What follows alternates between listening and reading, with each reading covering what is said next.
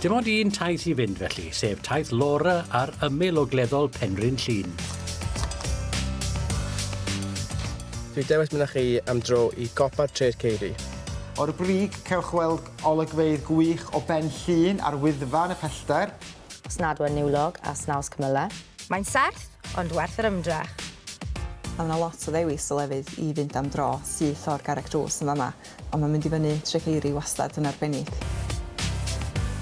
Byddwn ni'n mynd i fyny yn syml iawn cae serth, trwy llwybr yng nghanol y grug.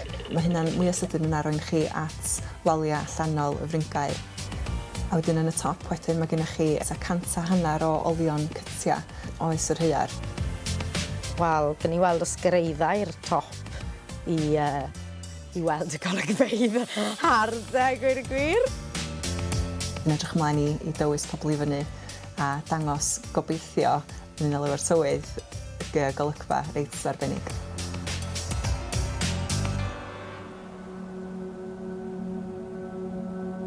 Mae Tref Ceiri yn y niwl, a dim golwg o'r copa. Na go ffion chwaith. Dwi'n Tref Ceiri? Ie, ydych chi'n edrych ymlaen? Da. Ydych chi'n gyffroes? Be di hanes sbion ta? Wel... O, dyma hi. Dyma hi. Bore arall, hangover arall. Ti'n newydd hynny? Oce. Hwn yn broblem. Chwarae teg, mae Ffion yn dda da. Mae hi yn cymryd unrhyw gyfle i agor potal. Jyst yn gobeithio fydd ddim gorau chario hi lawr ydyn pan mae'r hangover yn cychwyn. Excited, baron i fynd, ond sy'n hwnna mynd i bara'n hir iawn, achos mae fe'n edrych yn serth. Och, dwi'n meddwl, fydd rhaid i wrando ar ddim cwyno trwy dydd fydd. Gan obeithio bydd y niwl a'r pen wedi clirio erbyn cyrraedd y copa. Unrhyw dro mae rhywun eisiau stopio, cymryd hoi bach, sit down bach, snooze. Barod i fynd ta? Iawn, drwy ni. Right. Mo'n mynd getre. Taith lan y lawr yr un ffordd yw hon, a chan bod i ar stepyn drws Laura, mae'n daith mae wedi gwneud ganwaith. Cyn dechrau teulu, fysa fama'n rhywle sy'n jyst yn dod syth o'r gwaith. Ie. Fyny ag i lawr, ond rwan dwi'n gorfod gwneud bach mwy o gynllunio jyst dod pan mae hi'n braf. Ie. A mae'r plant i gyd i bod fyny cerdded. A wedyn mae'r rycsac yma di ffyn sgafnach tro yma, dweud y gwir, y babi o 10 kilo oedd gen i fi tro dwytha efo fi. So, mae hwn yn hawdd i cario i gymharu efo fo. Mae Laura'n eist i gael plant yn dy lama, a felly mae rai bod nhw wedi tywlu tantrum ar ffordd, felly beth yw'r waniaeth os dwi yn? Awn ni tro nesaf efo... Fysa ni ddim yn meddwl bod unrhyw un yn orowyddus i roi ffion yn y backpack ar gyfer y ddringfa yma, tantrums neu byd o. Ond mae yna ddigon o bobl eraill wedi troedio'r llwybr yma dros y canrifoedd. Oedd yn bobl yn byw i fyny yma, Coelwch neu Beidio, hyd at y cyfnod pan oedd y Rhufeiniaid yn Gaernarfon ganrif gyntaf. A wedyn maen nhw wedi gwneud 2 gloddiad yma yn ystod yr 20fed ganrif i drio deall yn well be oedd y ffordd o fyw gyn y bobl yma oedd yn byw yma. Ond maen nhw hefyd i ffeindio trysor yma. Felly cadwch llygad, o'n i'n mynd i ddeud. Rhaid gafon i chi ffeindio rhywbeth hefyd. Os dwi'n ffeindio rhywbeth, sa'n gweithio chi. Swn i'n disgwyl dim gwahanol. O, dwi wedi arwydd o fynd. Doethach fydda cadw llygad ar y llwybr cyn chwilio am drysor, fi'n credu. Oedd hwnna'n agos. Dwi eisiau enw'r mynyddoedd i chi, ond dwi'n gweld i fi un ohonyn nhw. Dwi'n gennych chi moel penllechog, gyr yn goch a gyr yn ddu, ochr draw i fyncw. A tu ôl i fanna, pan fydden i chdi bach uwch, oeddech chi'n gweld mynyddoedd Eryri hefyd. O, lot. Ond yn anffodus, rhaid ni jyst disgwyl i'r niwl yma basio, mi neith o basio, dwi'n ffyddiog. Croes i bysur. Ie. Os oedd unrhyw beth yn mynd i wneud y daith yma'n ddiflas, y tywydd oedd e. O, gres ydi. Dych chi'n neud yn anhygoel. So ni'n agos iawn at y top, wan. Oh my gosh.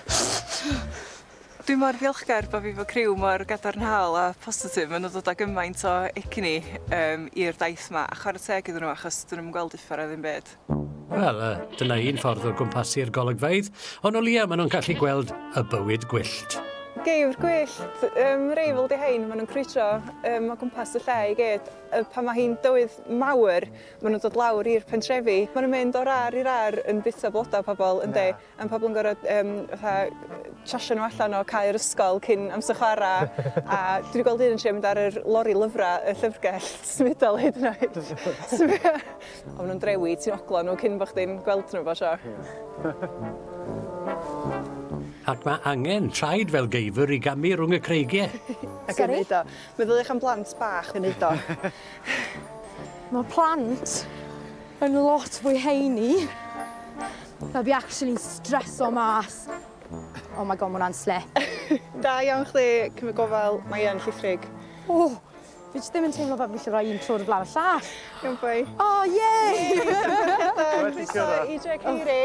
Wel, chi'n gallu gweld, chi'n gorfod mynd un fesul un trwy fama wan. Mae ffurf y cytiau crwn i'w gweld hyd heddiw, serch y niwl. Mae hwnna fama'n berffaith crwn, dydy? Ydy. A dyn ti'n gweld lle mae fynedfaidd yn nhw wedi troelli ffwr o'r gwynt. Fel oedden nhw hyd yn oed mwy clyd. Sa hyd yn oed yn mynd i conan am fain mor o'r i'w achos nhw arfer byw Chwarae teg, yma. ti heb gwyno o gwbl. Da iawn. Da ni am gael bach o ginio ta cyn... O ia, dech ymlaen am chyginio. Allai ddim meddwl ym le gwell i fwyta'n al ffresco. O, fe fa cwtch. Mae unrhyw sôn am gwtch yn dipyn o stretch. Mae Laura wedi bod wrthi yn paratoi ers y bore bach. Ni wedi gwneud bechdana BLT iddyn nhw. So mae'n gig moch, tomatos a letys y fama iddyn nhw. Picnic ymarferol i fwyta ar ben mynydd yw hwn. Dwi'n hoffi coginio na... Just mater o raid, dio. Ei, pob sy'n panad? O, diolch please. Ie. Ei, gnewch chi hwnna mor gry a da chi eisiau ta coffi instant di hwnna iawn. A nid Laura yw'r unig un o'i theulu sydd wedi bod yn brysur. A mae yna bresant bach i chi'r un gen y plant. O, mae hwnna'n adorable. Oh my god, fi actually So ti'n abo chdi dy hun? O. Oedd yr llun oedd meinir merch Laura di tynnu hwnna'n really nice, personol. Oedden nhw'n ffrio dros pwad yn cael neud ni chdi am rhyw reswm. Ie, iawn gall neud ni wed. Oedd bach o hanes i potentially neis mewn gegin o'r oes heiarn. So oedd yna fel bach o naws neis i hwnna. Beth chi'n meddwl bydd y rôl ni wedi bod yn yr gymuned? Didanu, fyswn i'n neud. Ia, siwr, y cerddor. Ia. Bydd their boss. Cadw pawb yn hapus. Ia, chdi sy'r dws ogas. Y brenhines. Gyda nifer o blant edrych ar ôl. Lot o blant. Da lot o ddynion gwahanol. Oedd e fel bod nôl yn yr ysgol yn cael picnic gan mam, so oedd e'n eitha neis.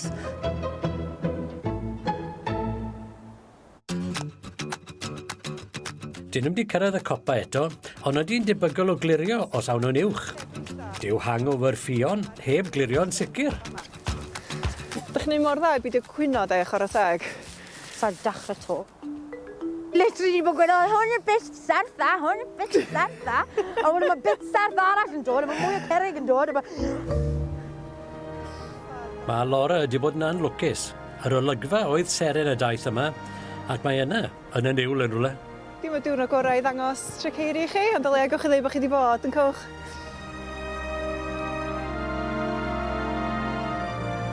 I chi adre, dyma dylen nhw fod wedi gweld.